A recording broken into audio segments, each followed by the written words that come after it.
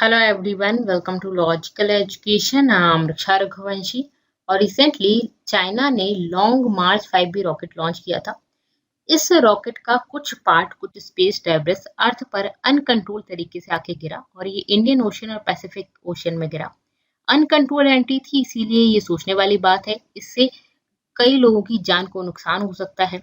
अब ये अनकंट्रोल्ड तरीके से कैसे गिरा, क्या इस टाइप के और भी इंसिडेंट हुए हैं? तो हाँ, इसी ईयर अप्रैल में महाराष्ट्र के 2 विलेजेस में चाइना के एक रॉकेट के कुछ स्पेस डेब्रिस मिले। तो यहाँ पे इस तरह से क्यों हो रहा है, चाइना के रॉकेट में ऐसा क्यों हो रहा है, इसका रीजन जानेंगे। और इससे रिलेटेड कुछ लॉज है क्या, किसी एक कंट्री का कोई रॉकेट दूसरी कंट्री पर अगर जाके गिर जाता है इस तरह से अनकंट्रोल तरीके से, जिससे अगर पॉपुलेशन को या किसी को नुकसान हो सकता है, तो फिर इससे रिलेटेड रिगार्डिंग क्या लॉज है वो भी हम यहाँ पे डिस्कस करेंगे। तो चलिए स्टार्ट करते हैं। काफी कुछ जानने को मिलेगा आपको, तो लास्ट तक देखते रहिएगा। और अगर पसंद आए तो इसको लाइक करना है। चैनल को सब्सक्राइब नहीं किया तो सब्सक्राइब भी कर लें, जिससे कि नेक्स्ट वीडियोस के अपडेट्स आपको मिल जाए। बात करते हैं इस रॉकेट के बारे में। देखिए न्यूज क्या है, एक चाइनीज रॉकेट है जिसका नाम है लॉन्ग मार्च 5B रॉकेट। ये जो सीरीज है इसके रॉकेट्स में इस तरह से प्रॉब्लम आ रही है। ये क्रैश हुआ to earth over the Pacific and Indian Ocean. अब ये जो कोर वाला पार्ट है ना, ये पैसिफिक और इंडियन ओशन के में जाके ये गिर गया। इसकी जो एंट्री थी वो अनकंट्रोल्ड एंट्री थी, जिसकी वजह से ये डर है कि कहीं ये अगर पॉपुलेटेड एरिया में गिर जाता तो बहुत नुकसान हो सकता था। इस तरह का एक और इंसिडेंट भी हुआ था अप्रैल में इसी year, suspected debris of Chinese rocket. इस तरह से चाइना ने नहीं माना है, लेकिन चाइना के रॉकेट के कुछ पार्ट्स से कुछ डेब्रिस था उसका, वो इस ईयर अप्रैल में महाराष्ट्र के 2 विलेजेस में मिला। इस पर भी वीडियो मैंने बनाया हुआ था, अगर आप चाहे तो उसको देख सकते हो, उसकी मैं डिस्क्रिप्शन में लिंक दे दूंगी। तो यहाँ पे इस तरह से क्यों हो रहा है ये जानने वाली बात है। पहले हम जान लेते हैं इस 5B रॉकेट के बारे में। इसका देखिए, ये रॉकेट में ये पेलोड होता है, ये पूरा पेलोड है 22 ton to low earth orbit में भेजा जाएगा। इसकी टोटल लेंथ अगर हम बात करें तो टोटल लेंथ है 53.7 मीटर। ये इसका कोर एरिया है 30 मीटर, ठीक है, 30 metre section due to reenter earth atmosphere. ये री एंटर किया था अर्थ एटमोस्फेयर में, और ये बूस्टर्स लगे हुए हैं इसमें, ठीक है। तो बेसिकली ये है। अब बात आती है कि ये किस तरह से हुआ। तो पहले मैं आपको बता दूं कि कोई भी रॉकेट लॉन्च होता है, कोई भी पेलोड अगर हम भेजते हैं, तो वो किस तरह से भेजा जाता है, किस तरह से उसकी कौन कौन सी स्टेप्स होती हैं। तो ये जनरली होता है, फर्स्ट स्टेप के अगर हम बात करें तो यहाँ नीचे से आप देखिए स्टेज 1 इग्निशन, यहाँ पे ये लॉन्च कर दिया, ठीक है। तो यहाँ पे ये लॉन्च कर दिया है, इसने लिफ्ट ऑफ किया। लिफ्ट ऑफ करने के बाद थर्ड जो स्टेज है, यहाँ पे क्या होगा, ये मेन इंजन जो है वो कट ऑफ हो जाएगा। यहाँ से मेन इंजन कट ऑफ हो जाता है, ठीक है, मेन इंजन कट ऑफ हो जाता है। तो ये जो फोर्थ स्टेज है, यहाँ पे आप देख रहे हैं फोर्थ में स्टेज 1 सेपरेशन, पहला सेपरेशन होता है, ठीक है, पहला सेपरेशन होता है। और ये सेपरेशन कब होता है, ये अर्थ के एटमॉस्फेयर के अंदर ही हो जाता है, अर्थ के एटमॉस्फेयर के अंदर ही हो जाता है। और इसकी जो री एंट्री की जाती है, ये बहुत ही सोच समझ के की जाती है, अर्थ के एटमॉस्फेयर के अंदर ही होता है, इसीलिए कंट्रोल्ड होता है। ओके, फिर क्या होता है, फिर यहाँ पर ये क्या होता है, यहाँ पे फिर ये इन दोनों का सेपरेशन हो जाता है, ठीक है, ये सेपरेशन हो गया और इंटरस्टेज सेपरेशन हो गया, ये सारी चीजें हो जाएंगी। फिर यहाँ पे स्टेज 2 इग्निशन होता है, यहाँ पे दूसरी, पहली बार यहाँ पे हुआ, ठीक है, उसके बाद ये वाला जो ये मेन इंजन था उसको नीचे कर दिया, एक और इंजन लगा हुआ, जिससे कि फिर ये फाइनल बूस्ट देगा, ठीक है। तो ये फाइनल बूस्ट देगा, यहाँ पे ये फिर से बूस्ट दिया इसने, तो स्टेज 2 इग्निशन हुआ, स्टेज 2 बर्न आउट ऑर्बिट फिर यहाँ पे हो जाएगा और ऑर्बिट में इंसर्ट कर जाएगा, ठीक है। तो बर्नआउट और ऑर्बिट इंसर्शन, तो यहाँ पे ये फाइनल बूस्ट देने के बाद फिर ये इंसर्ट हो जाएगा और यहाँ पे फिर पेलोड सेपरेट हो जाएगा, ठीक है। तो ये पेलोड सेपरेशन हो गया यहाँ पे। तो इस तरह से रॉकेट को लॉन्च किया जाता है। चाइना क्या करता है, चाइना का ये जो हमने बोला, ये जो फोर्थ स्टेज आप देख रहे हो, ये सेपरेशन हुआ और ये वाला कंट्रोल तरीके से अर्थ पर ले आते हैं।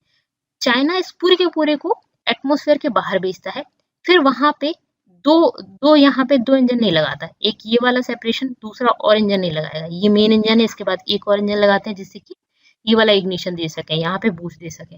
फाइनल बूस्ट के लिए 2 इंजन नहीं लगाता, एक ही लगाता है, और इसमें क्या कर देता है, इसको अर्थ के एटमोस्फेयर के ऊपर ले जाएगा, फाइनल बूस्ट देने के बाद फिर वो गिरेगा।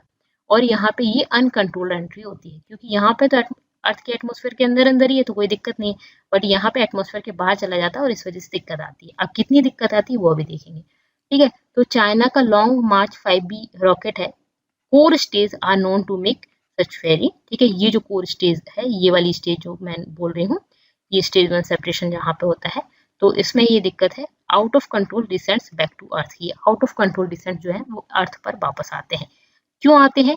क्योंकि यहाँ पे difference in mission sequence where the core stage reaches orbit and then crashes back. Orbit पर पहुंचती है और उसके बाद वापस आती है। जो कोर स्टेज है वो ऑर्बिट में पहुंचती है पहले और फिर उसके बाद अर्थ के एटमॉस्फेयर में वापस आती है। यहाँ पे बाकी कंट्रीज क्या करती है या बाकी रॉकेट्स में क्या होता है कि ये अर्थ के एटमॉस्फेयर के अंदर अंदर ही स्टेज 1 सेपरेशन कर देते हैं, मेन इंजन कट ऑफ कर देते हैं और वो जो कोर स्टेज है वो यहाँ पे वापस आ जाती है कंट्रोल तरीके से। ठीक है, ये ऑर्बिट में पहुंचती है, अर्थ के एटमॉस्फेयर में बाहर पहुंच जाती है, उसके बाद वापस आती है। अ कोर और first stage of rocket is made up of heavy pieces. ये जो कोर स्टेज और जो फर्स्ट स्टेज है ये हैवी पीसेस से बनी होती है। आपने देखा कितना सारा इसी में ही है। ठीक है, तो ये जो है हैवी पीसेस से बनी होती है, that usually don't reach orbit after lift off. ठीक है, तो ये जनरली क्या होता है, ऑर्बिट में नहीं पहुंचता है। Okay, and fall back safely along a near precise project trajectory. ठीक है, तो ये सेफली इसको वापस से अर्थ पर ले आते हैं। ठीक है, बूस्ट देने के लिए होता है और फिर वापस से अर्थ पर ले आते हैं। If they do enter an orbit, अगर ये ऑर्बिट में एंटर कर जाता है, then a costly deorbit manoeuvre होता है, is required to steer controlled return using engine burn. तो यहाँ पे क्या होता है, अगर मान लो ये ऑर्बिट में पहुंच जाती है तो फिर क्या करते हैं, फिर एक कॉस्टली डी ऑर्बिट मैन्यूवर होता है, टाइम टू टाइम उसको चेक करना और इस तरह से ये एक प्रोसेस होती है जिससे वो कंट्रोल तरीके से वापस अर्थ पर आए या कंट्रोल्ड री रिटर्न यूजिंग इंजन बर्न। ठीक है, तो इंजन बर्न करके बेसिकली उसको अर्थ पर वापस कैसे लाया जाए, ये थोड़ा कॉस्टली प्रोसेस होती है। तो बेसिकली अगर ऑर्बिट में पहुंच जाता है तो, लेकिन without D orbit manoeuvre the orbital core stage makes an uncontrolled. तो यहाँ पे अगर ये नहीं करते हैं तो ये अनकंट्रोल तरीके से नीचे गिरेगा, अभी कहीं भी जाके गिर सकता है। तो यही कर रहा है चाइना। ठीक है, तो अनकंट्रोल एंट्री क्या है बेसिकली, तो मोस्ट नेशंस रॉकेट जो है वो separate the launcher from the payload before leaving the atmosphere. Atmosphere में से बाहर जाने के पहले ही ये सेपरेट कर देते हैं लॉन्चर को फ्रॉम द पेलोड। पेलोड अलग चला जाता है और लॉन्चर जो है वो मेन जो पार्ट है वो नीचे रह जाता है। ठीक है, एटमॉस्फेयर के अंदर अंदर ही। An extra engine then gives to the payload a final boost. उसके बाद एक एक्स्ट्रा इंजन लगा होता है, वो इसको फाइनल बूस्ट देता है पेलोड को, जिससे कि वो पहुंच जाए अपनी जगह पे। लेकिन चाइना की जो 5B सीरीज है does not use a second engine, ये सेकेंड इंजन यूज नहीं कर रही है, जिससे कि क्या करते हैं, the pushes right into orbit, जो इसको ऑर्बिट में पहुंचा सके। और तो वो क्या करता है, वो जो ये वाला इंजन है उसी से काम चलाता है, पहले इसको एटमॉस्फेयर के बाहर तक ले जाता है, उसके बाद फिर अनकंट्रोल तरीके से वापस अर्थ पर पहुंचा देता है। वो ऐसा क्यों चाह रहा है कि जो सेकेंड इंजन है उसका भी कॉस्ट हमें ना करनी पड़े। ठीक है, तो इस वजह से, या तो फिर वो पूरा अच्छे कंट्रोल तरीके से ऑर्बिट के अंदर लेके आए, तो वो भी वो नहीं कर रहा। इस तरह के और इंसिडेंट्स भी हुए हैं, जैसे कि मई 2020 में लॉन्ग मार्च 5B जो ये सीरीज है इसी का ही डेब्रिस यहाँ पे गिरा था एवरी कोस्ट में। ठीक है, मई 2021 में remains of Chinese rocket had dived uncontrolled into the Indian ocean near Maldives. यहाँ पे मालदीव के आसपास गिरे थे। ये मई 2020 की बात है और 21 की बात है और अप्रैल की बात मैंने आपको बताई ही। तो इस तरह से ये प्रॉब्लम्स हो रहे हैं। अभी अप्रैल में कुछ चाइनीज रॉकेट के डेब्रिस महाराष्ट्र में मिले थे। ठीक है, अप्रैल 2022 में। तो इस तरह के और इंसिडेंट्स भी हुए हैं। क्यों? क्योंकि इस सीरीज में सेकेंड इंजन इन्होंने लगा ही नहीं रखा है। ओके, अब किस तरह से ये होती है tracking of uncontrolled descents. Variable involved make it difficult to precisely track the re-entry time and drop zone of rocket debris in uncontrolled descents, like जैसे कि एटमॉस्फेरिक ड्रैग हो सकता है। अगर ड्रैग है, ठीक है, ड्रैग के साथ जो लोकेशन आपने सोची है, अगर कोई ड्रैग नहीं है, ठीक है, तो जैसे आपने कोई लोकेशन आपने सोचा कि यहाँ जाएगा, अगर कुछ एटमॉस्फेयर का ड्रैग है उस वजह से, मतलब रुकावट वगैरह किसी भी तरह की आ सकती है, तो इसमें जो ड्रैग होगा उसकी वजह से इसकी जगह चेंज हो सकती है। जैसे कि इसको यहाँ गिरना था तो वो दूसरी जगह पे चला जाएगा। ठीक है, सोलर एक्टिविटी में अगर कुछ वेरिएशन होता है तो उस वजह से भी हो सकता है, आयंस वगैरह की वजह से। तो ये अगर सोलर एक्टिविटी में वेरिएशन है तो उसकी वजह से हो सकता है। एंगल और rotational variation of the object, तो ये हो सकता है, ठीक है। तो इस तरह की ये प्रॉब्लम्स आ सकती है, ये मतलब इस तरह की प्रॉब्लम्स आ सकती है। एटमॉस्फेयर में कभी भी कुछ भी हो सकता है, या बहुत तेज हवा चल रही है या इस तरह की, तो कुछ भी कोई ड्रैग आ सकता है।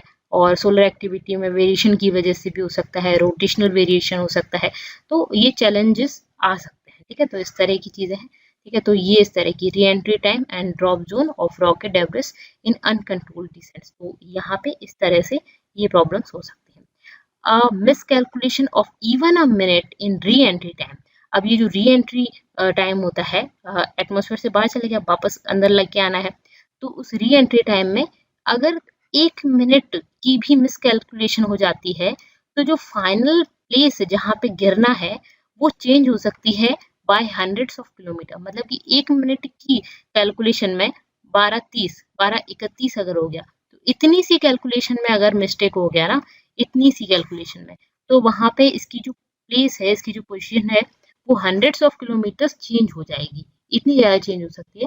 तो उसकी वजह से किसी पर भी जाके गिर सकता है, तो ये नुकसान हो सकता है, ठीक है। लॉज रेगुलेटिंग स्पेस जंक, जो स्पेस जंक है उससे रिलेटेड या उसको रेगुलेट करने के लिए कुछ लॉज, तो ये कन्वेंशन है स्पेस लायबिलिटी कन्वेंशन ऑफ 1972, ये 1972 में हुआ था स्पेस लायबिलिटी कन्वेंशन।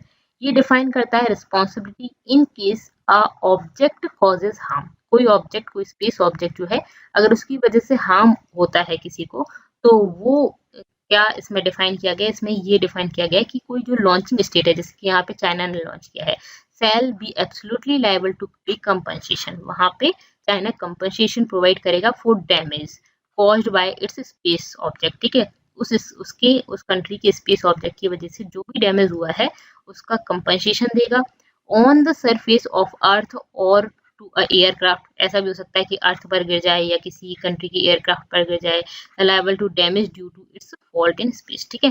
तो जो भी इसकी वजह से प्रॉब्लम हुई है उसका कंपनसेशन ये प्रोवाइड करेगा।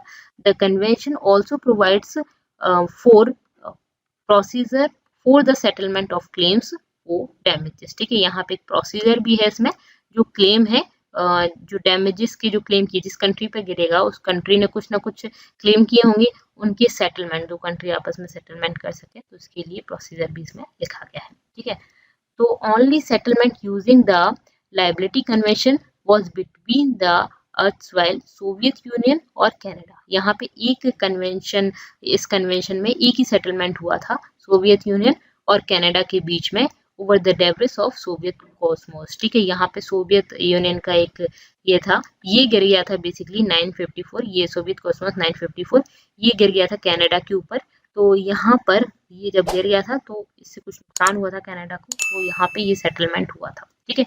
तो कनाडा को इन्होंने कितने पैसे दिए थे, तो 3 मिलियन कैनेडियन डॉलर इन्होंने दिए थे in accordance with international law for cleaning up the mash, ठीक है। तो यहाँ पे ये जो मैश को क्लीन करने के लिए इन्होंने 3 मिलियन कैनेडियन डॉलर दिए थे, ठीक है। तो ये सेटलमेंट हुआ था। और इसके अलावा there is no law against space junk crashing back to earth, अगर किसी को नुकसान नहीं पहुंच रहा है तो ये स्पेस जंक जो है वो अर्थ पर अगर आके गिर जाता है, तो इससे रिलेटेड कोई लॉस है नहीं अभी, ठीक है। तो यहाँ पे अभी जो लॉज हैं वो क्या है कि अगर किसी को नुकसान पहुंचता है तो फिर यहाँ पे सेटलमेंट वगैरह इस तरह से होगा, ठीक है। तो ये बेसिकली है। और इससे रिलेटेड भी आपने जाना कि चाइना ने किस तरह से किया है, किस तरह से उसकी इस जो 5B सीरीज है उसकी वजह से, मतलब इस तरह की जो स्पेस से जो भी स्पेस जंक निकलता है, जो स्पेस डेब्रिस है, वो अर्थ पे आके करते हैं, तो उससे कितना नुकसान होता है। अब यहाँ पे हमारी लेक्चर कंप्लीट होता है। अगर आप इस वीडियो की PDF चाहते हैं तो टेलीग्राम चैनल को ज्वाइन कर सकते हैं। इसके अलावा इंस्टा फेसबुक पर भी आप मुझसे जुड़ सकते हैं। That's all for this lecture. पसंद आया तो लाइक करना, चैनल को सब्सक्राइब कर लेना अगर नहीं किया तो, और अपने फ्रेंड्स के साथ शेयर कर देना। That's all for this lecture. Thank you so much, thanks for watching.